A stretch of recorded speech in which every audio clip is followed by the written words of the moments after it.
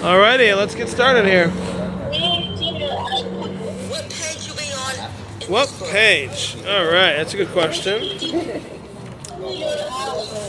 First good question of the day.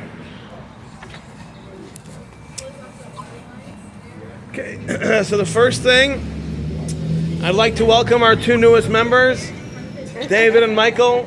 Thank you for joining. We're happy to have you. You're a couple of years late, but we're glad. Better late than never. No comment for the first time you're here. Sorry. Okay. All right. So it's been a little while, so I'm going to just fill everybody in on where we're up to.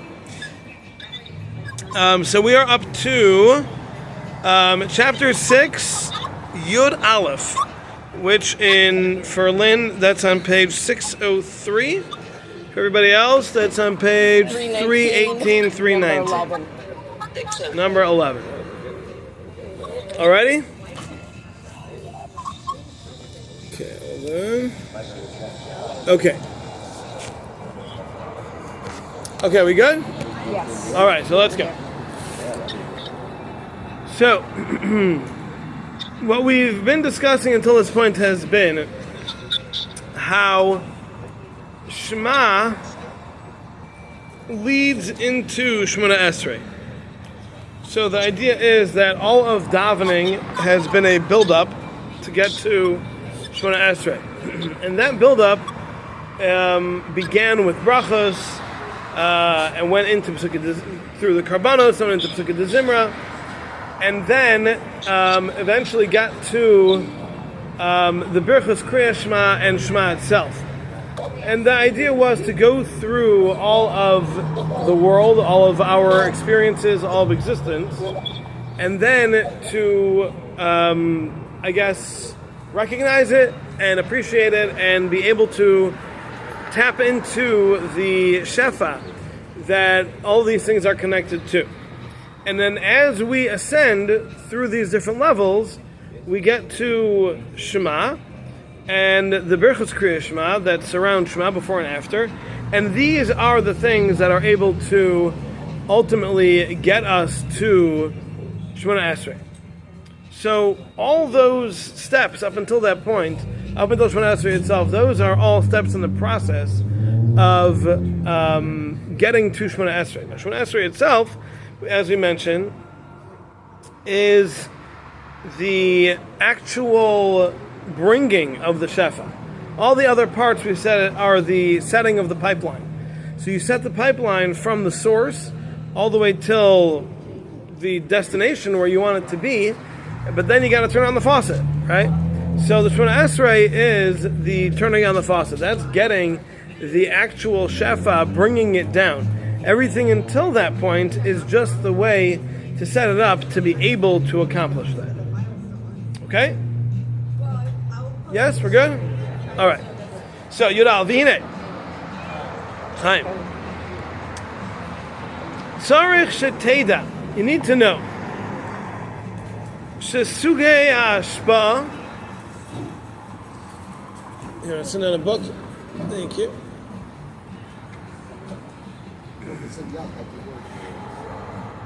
Shesugei ha'ashpa. That the different types of shefa ha'alyana that are coming from above, under which all the different forms of shefa are included. Heim shleisha, there are three. So meaning there are three primary channels of shefa, and then those channels are then split into smaller sub-channels of shefa. So there are three primary, and then there are he doesn't give a number, but there are many, many other, maybe limitless number of sub-channels that emanate from these three primary channels. Now, what I find very interesting here is that Ramchal never actually describes them. He just says there's three, and doesn't go beyond that, which I found perplexing. But Chaim Friedlander does expound He actually has a lot to say on this paragraph and the next, much of which is not really helpful for our level of how we're learning Ramchal. But the basic idea here is that these three are Chesed, Din, and Rachamim. Okay, Chesed is kindness, Din is justice, and Rachamim is mercy. So these three attributes are very shallowly described as Chesed is the things that we see as good, Din is the things that we see as bad, and Rachamim is everything else. That's a very shallow description, but that's the basic concept here. So these three channels, these are the three primary channels that encompass every other part of Shefa that comes into the world. It's coming through one or perhaps multiple, but probably one of these channels. Okay, so there's going to be a breeze. Okay, so that breeze has to come through Shefa, right? There has to be a Shefa for that breeze to happen. So, assuming the breeze is something we appreciate, so that breeze is a breeze Shefa that emanates from the greater Shefa of Chesed. Okay, so there's a greater Shefa of Chesed, and there's lots of little emanations that come from that, which are all the smaller, detailed Shefa that we experience in goodness. And then there's the standard things that just happen, right? So the birds, the air, the atmosphere, right? All the waves, all the things that don't really affect us per se the way we see them. Those are the kinds of things that are part of the Rachamim category. And then there are the difficulties, the challenges. Those are the things that come from the Din category of Shefa. Okay? Yes? The breeze, which is a derivative of the Shefa of Chesed, could also turn if it was a 120 mile per hour wind, which then I'm asking, would it then turn from the Shefa of the Chesed to become the Shefa of the Din? Because the breeze is not something that's actually pleasant now. Now the breeze is actually turned into something destructive. Okay.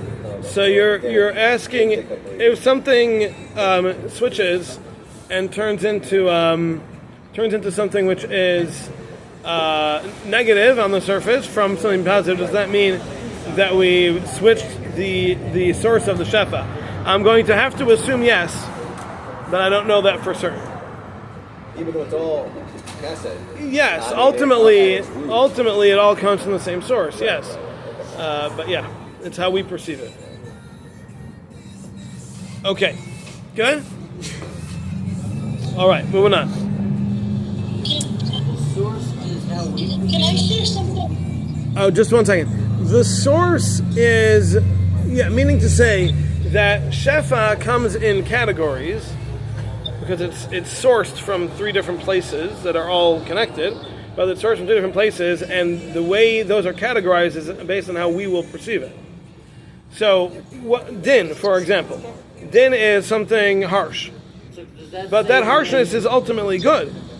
So let's say you're on the golf course, and that same breeze that your buddy was not, he's already got his, he already put the ball in the hole, and then the wind comes, now he's enjoying that wind, and you are really frustrated because now you need to recalculate everything. You want to know if the same thing is accomplishing two different things for two different people. You want to know where does that come from? I don't know. Don't know.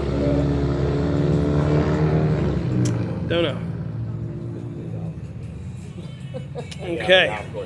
All right. Yes, Gula. What did you want to say? Speak loudly, please. Gula, you wanted to say something? So my husband's role actually, I'm saying it. Can you hear me now? 1 second. I cannot hear anything you're saying. Try again. Can you hear me? Not really, but go ahead. Okay. So my husband's role, right, which talks about that's why Hashem Kaviyachal Moshe Rabbeinu the Nav and the Tefillin to show that the Nav, because one of the sides represents the other represents Rachamim, same source. Okay, yeah, very nice. Very nice. Yeah, there's no doubt. As we've already learned many times, everything comes from the same source. Everything is from Hashem, and certainly nothing bad can come from Hashem. Everything emanates from Hashem, and everything is ultimately good. But our perception of it is how we differentiate things, and Hashem has things categorized based on our perceptions. Okay. Okay, so now Ramchal says, "V'heim hanirmazim b'shleish osiyas Hashem Baruch Hu."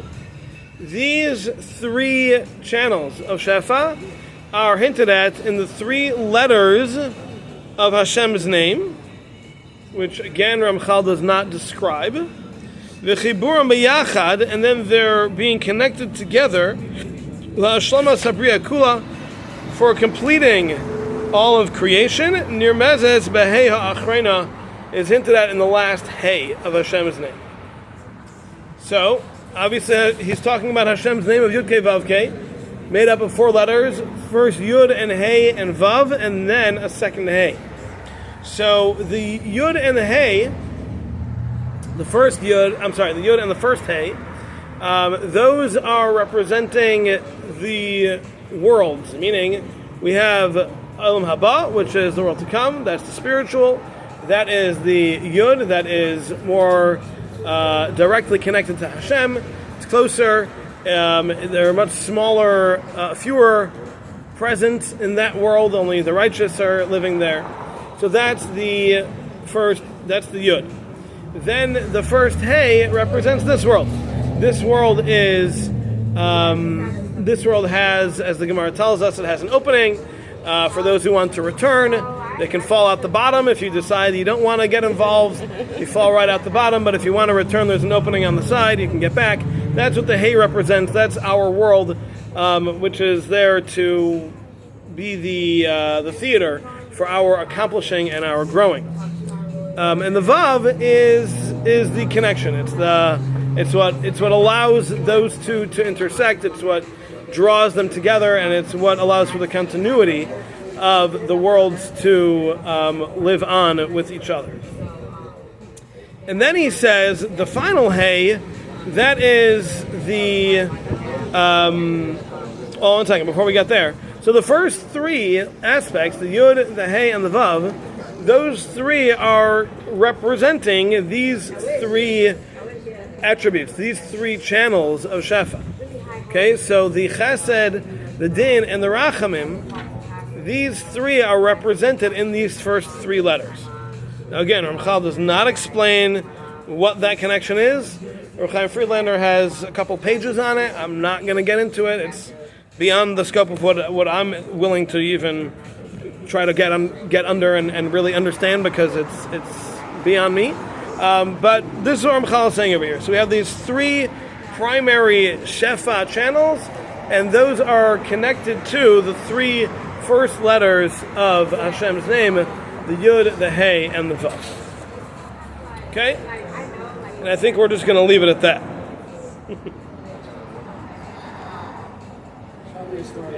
What? Smart idea? Okay.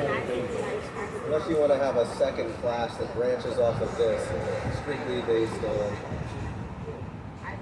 Who's giving it? Hey, you're 40 now. That's right. That's right. Good answer. Good answer. We're going to that. Leaving already, huh? That was quick. You'll probably catch the Kiddush. Here we go, quick. Okay. Okay, so...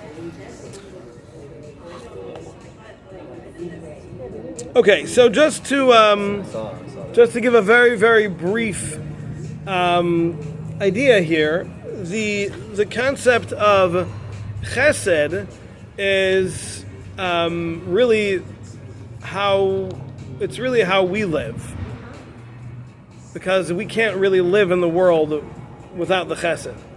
And then the world to come is more the world of din. That's the world of truth. That's where everything is precise. So that's more connected to the attribute of din. and then our ability to stay here in this world and connect between the two, that's the Vav. So, all right, I don't really want to get into it. I don't really understand it. So I think Ramchal didn't feel it was necessary to get into. I don't think we need to either. Okay, so let's continue here. He said that the final hay is the completion of it all. By joining it all together, we have this completion. We have a final product, which basically means that the three can kind of stand alone. Each one can stand individually and be its own existence in a certain sense. And it's only when they're actually combined do we have the ultimate of creation, do we have the world as it's designed and as it functions. So it's not sufficient to just have the three channels, but there has to be that connector, that combiner that brings it all together, and that is that final hay, and that is the fourth letter of that name. Okay. But getting back to the three that we're focusing on, Kenegdam Shloisha HaKinuyim HaGadol HaGibor VaHanayra. The Shemona Esrei begins with, we describe Hashem as Hokel HaGadol HaGibor VaHanayra. Hashem is the God who is Gadol, great, Gibor, powerful, and Naira, awesome. So these three, Ramchal is saying, are connected to the same three channels of Shefa. Okay? So, let's see. So great is connected to Chesed, mighty is connected to Din, and awesome is connected to Rachamim. Exactly how? Again, not something we need to get into, but the basic concept is very simple. The greatness of a person is certainly shown in our eyes through their chesed. That's how we see the greatness of a person. You know, somebody's not considered great in our world because they're wealthy or because they're powerful or because they're influential. None of those things matter. What matters is that someone is able to give. That's how we see greatness. So that's Gadol. Gibor, the power, is the concept of din, of justice, and that requires perfection. It requires restraint. It requires precision, and those are the attributes of might, of Gibor. And then finally we have Naira. Naira is awesome, something which is just inspiring, and that is how things kind of come together, and how you see balance, and how you see how everything is harmonious and works together, and all the different parts are in sync. That's the concept of Naira. So all these things are, again, representing these three channels of Shefa in these three words of Gadol, Gibor, and Naira.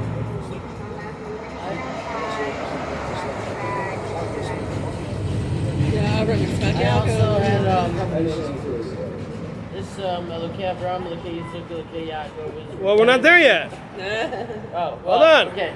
Next line. Hold on. Next line. No, that's going on. No. V'hamamshech oisam karoi.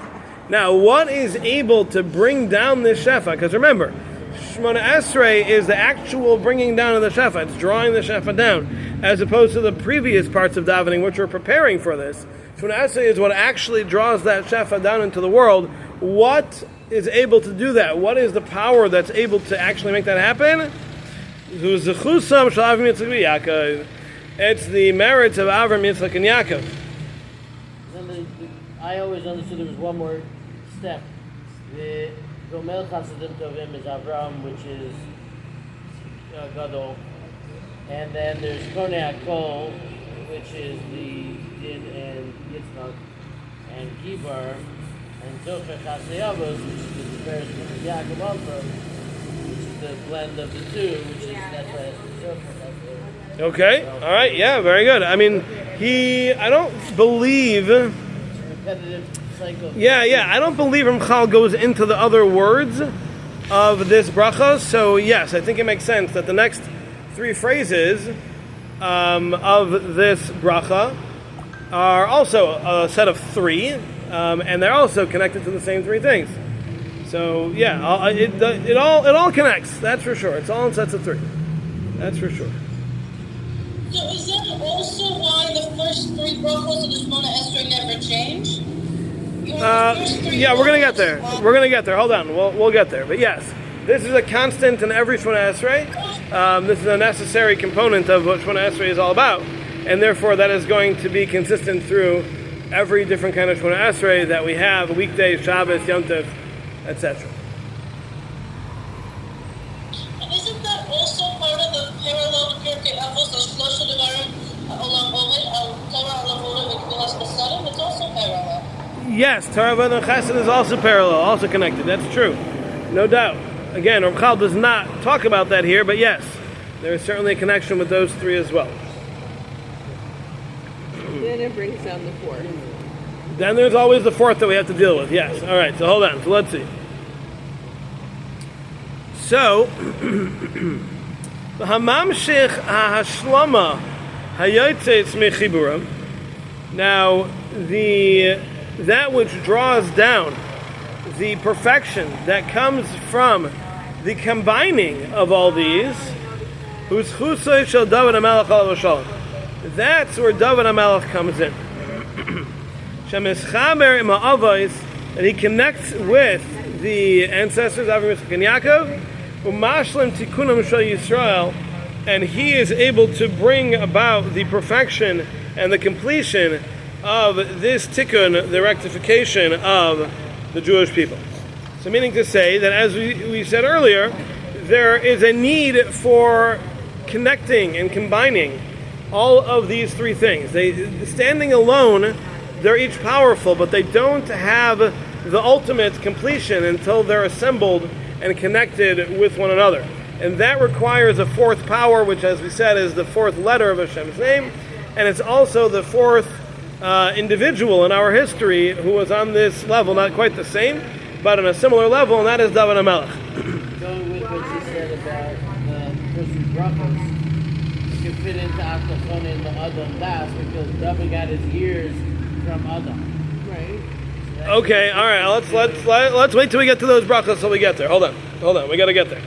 So, It sure makes you wonder how you can say you know three by the Seder. I'm sorry. First of all, it makes you wonder how you can say, yeah, I know three by the Seder.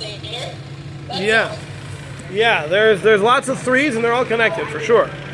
So, the idea here is that there is a three. There is a system of three, and these three are Avraham, Yitzchak, and Yaakov.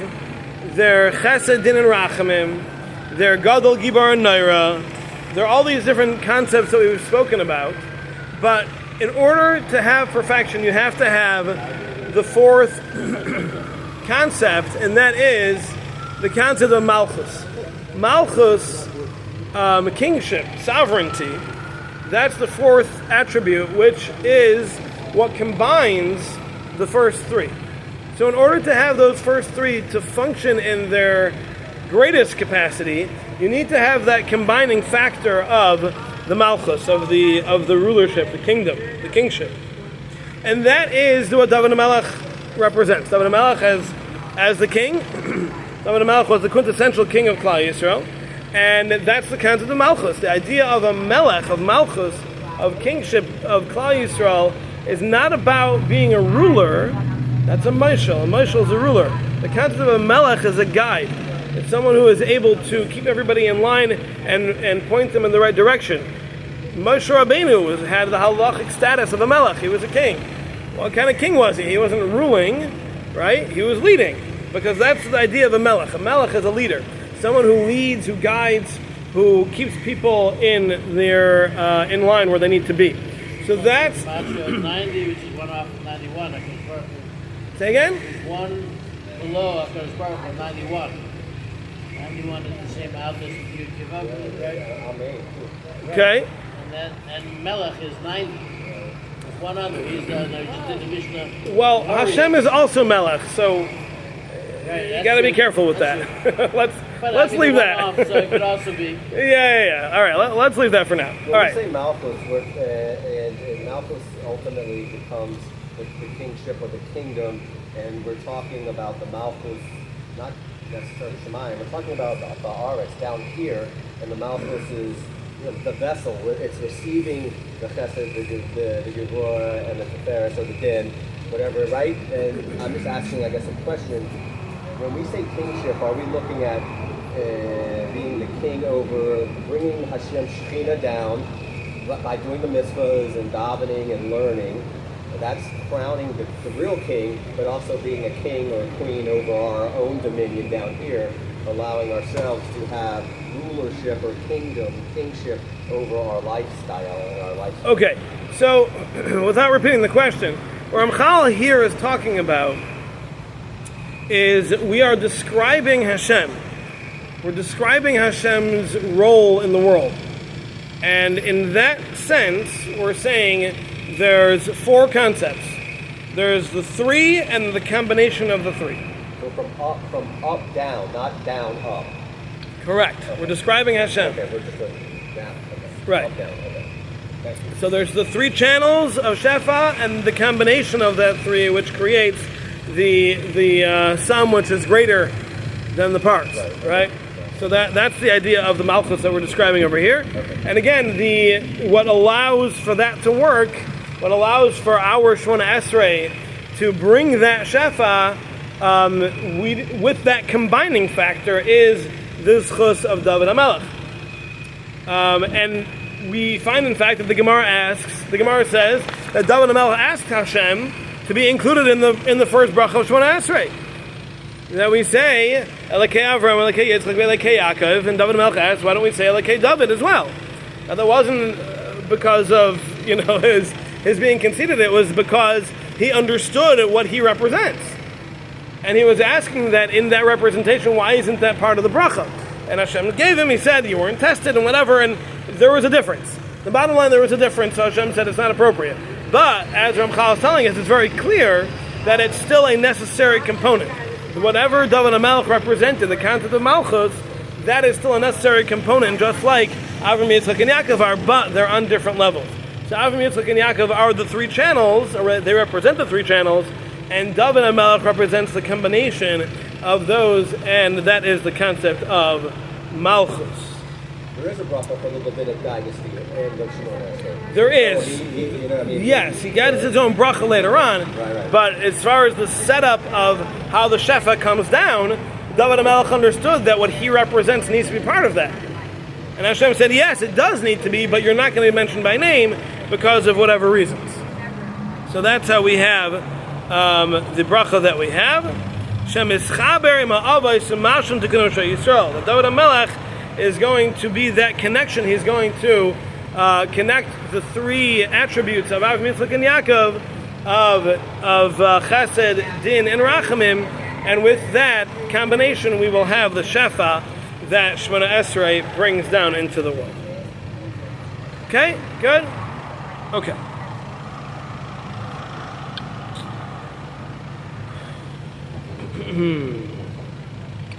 Okay, so one point that Reb Chaim Friedlander makes over here, among many, but one point that I would like to share is that he says the concept of Malchus, of David HaMelech, of this completion, this combination, he says is almost like a facilitator, meaning that the Shefa coming in the state that it's coming wouldn't be receivable by us. We wouldn't be able to take it. We wouldn't be able to absorb it. We wouldn't be able to handle it. It's through David that we're able to become proper recipients. And it's able to transform that Shefa from a state that's not usable into a state that is usable. So that's the idea here. Now, there's a lot more to that, obviously, but just to give a basic concept, that's the idea of the combination, is that it makes it palatable. It makes it translated for us, basically. Okay. Just on that one last thing, because I did a mission today. It says, "Yezu Nasi ze Amelech Shneimar Va'as Achas Mikol Mitzvos Hashem Elokav Nasi She'ein Al Gabav El Hashem Elokav." That he did one of the mitzvahs Hashem is God. It says specifically Hashem Elokav, his God. And the mission is showing from here that there's nobody above besides the Melech that he has to answer to except for HaKadosh Baruch Hu.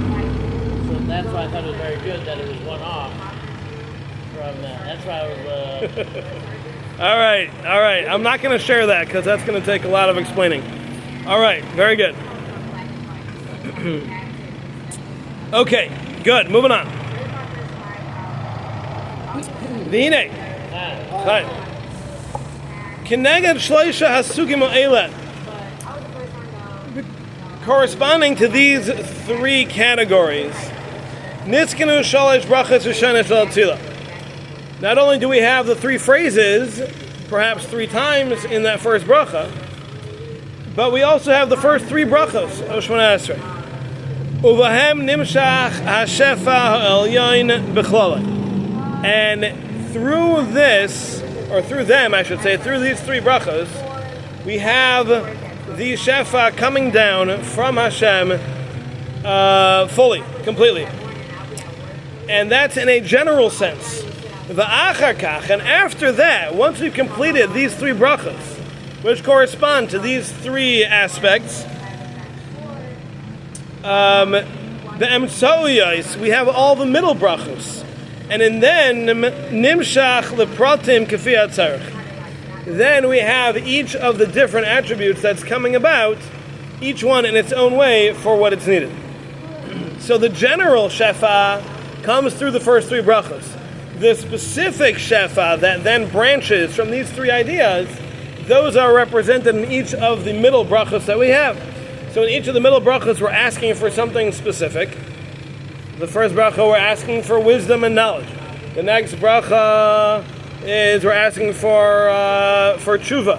And the next bracha, we're asking for redemption. And the next bracha, we're asking for health, right, etc. And we go through each of the different things. Those are each categories of shefa that we're asking for. So all of those middle categories, all those specifics, come from the original three. So the first three brachos are the general, and then the specifics come about within each of the following brachos that follow those first three. Okay? Again, a group of three. What? So again, a group of three. 3 steps.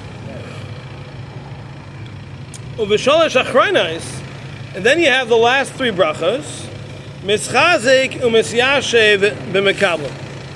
That's when it's able to be solidified and absorbed and really settled amongst us, those who are receiving this shefa, through the praise, the thanks that we give Hashem for the shefa. And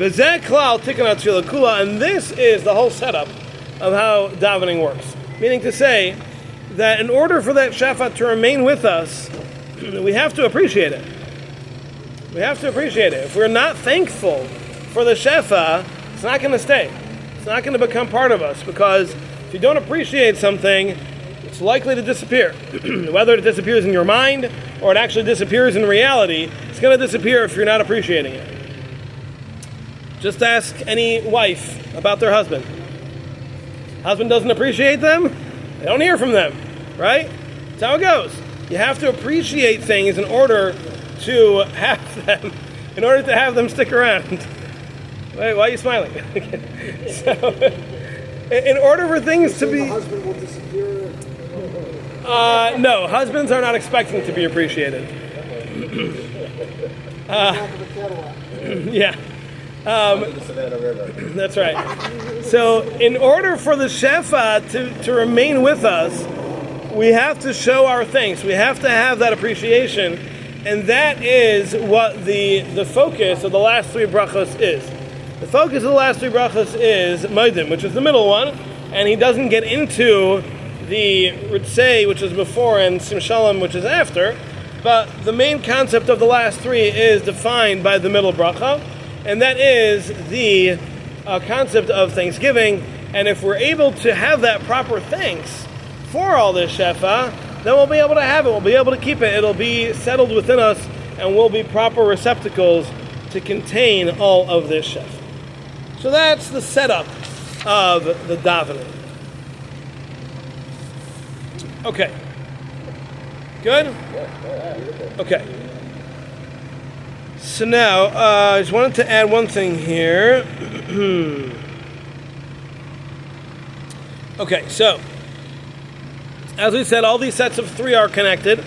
So, the same way we have the first three Avram, Yitzchak, and Yaakov connecting to these three categories of Shefa, we also have that within the first three brachas. So the first bracha is Magen Avram, that's for Avraham, that's the concept primarily of Chesed. And then we have the middle bracha, which is Gibar Ata Gibar, the concept of Gevura, the concept of judgment, the concept of strength, the concept of justice, that it represented by Yitzchak, who had to live in perfection in a way that neither Avraham nor Yitzchak had to do. And then we have the third bracha, which is Kedusha, the concept of holiness, which is being separate, being above, being beyond that which the things around you are. And that was the life of Yaakov, who always was in exile, living alone, needing to contend with other forces his entire life that were always attacking. And that's the life of Yaakov, who's able to take those two concepts and sort it all out. And that's the three. Now, apparently, at this point, we don't need that fourth. I don't understand it. I don't know why we don't need that fourth element. Or maybe it is hidden in there somewhere, but Ramchal hasn't told us about it. But that fourth concept of bringing it all together and combining it apparently doesn't seem to be needed. But David, he might think we're not ready for that. That might be... Again, in order for the Shefa to be able to come to us, he says we need to have David, because otherwise. But that's about gratitude. So that's the only thing. It could be that when he ends off and he says, in order for us to have it, and in order for us to be able to receive it, we need to have the gratitude, and that might be represented in David HaMelech, who throughout Tehillim we find is constantly praising Hashem and thanking Hashem for good and bad that went on in his life, and he had plenty of both. So maybe that's the idea, that in order to have all of this stay with us, to be the proper receptacles, we need to have that thanksgiving, which perhaps is that representation of David HaMelech, and that would be the fourth aspect. Can I add something? Please. I just read something on Tehillim of the Shabbos, and it talks about there are two ways to respond to challenge in life. There's two higher ways. There's either not complaining, and then there's gratitude. So you still get partial credit or partial reception when you don't complain. But to really let the flow, the Shefa in you, it's about thank you Hashem for letting me have this experience that's neither good nor bad, it just is. It's just from you. It has my name on it, and you sent it to me personally. And it could hurt, and it could feel good, and it could have all these aspects to it. It's very complex. And thank you for putting my name on the address of the envelope. So I thought that was Zera Shimshon. Yeah. All right. By Yido Mara? Is that by Yido Mara where he didn't complain? I don't want to say anything. That's takes big shoulders to say something like that. Seems like it was the highest that he could have done. Right, which is why I don't want to get involved with that. Well, Nachum Ish Gamzu would always say, regardless of what's happening, Gamzu the Torah, just to keep it really basic, every single thing. We got robbed by bandits. We got we lost. Yeah. All right. Let me just for those who are online here, the idea that Leanne is bringing out is that there are two ways to accept things that Hashem brings. Is one is by accepting, and one is by thanking. And obviously thanking is a higher level than accepting.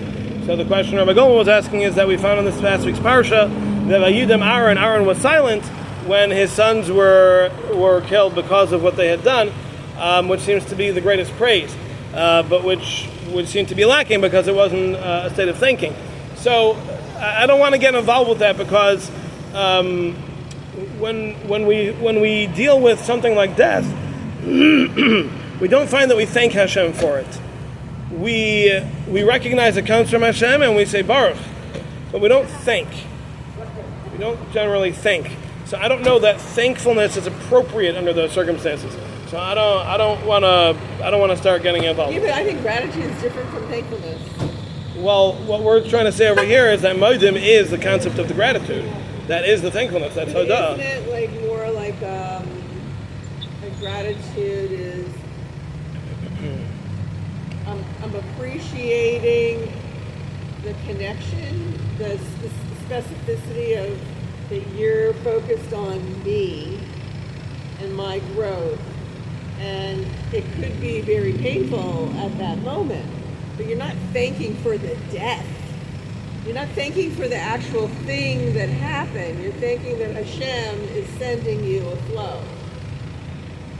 Not the specificity of what it is. I don't know that we ever find that, and I might be wrong, but I don't think we find Hashem. I don't think we find that there's a concept of Hoda'ah for bad things. We find a concept of bracha. We say Baruch. We say Baruch Dayana Emes. We say bracha. The concept of bracha is that we recognize that Hashem is the source, Right. and that it's ultimately To good. be thankful. But I don't think we find thankfulness. I don't think we find thankfulness I for think that's something just bad. the limitations of our emotions. Again, I don't think we find I anywhere think that's just the idea that we're reality. supposed to do that. No, that's because of the limitation of our emotions. Why? Aren't people who've been able to rise above that? Moshe Rabbeinu? Very few. But even the very few, we don't find that. But we don't I find- think it's expected of us. Forget about expected. We don't find that anyone ever did that in history, as far as I know. God created us with emotions, so He knows. Is it possible or is it not possible? I think ultimately it's possible. So how come no one ever did it? Because I don't think it's realistic. So it's not possible. No, I'm saying you're contradicting yourself. Is it possible or not?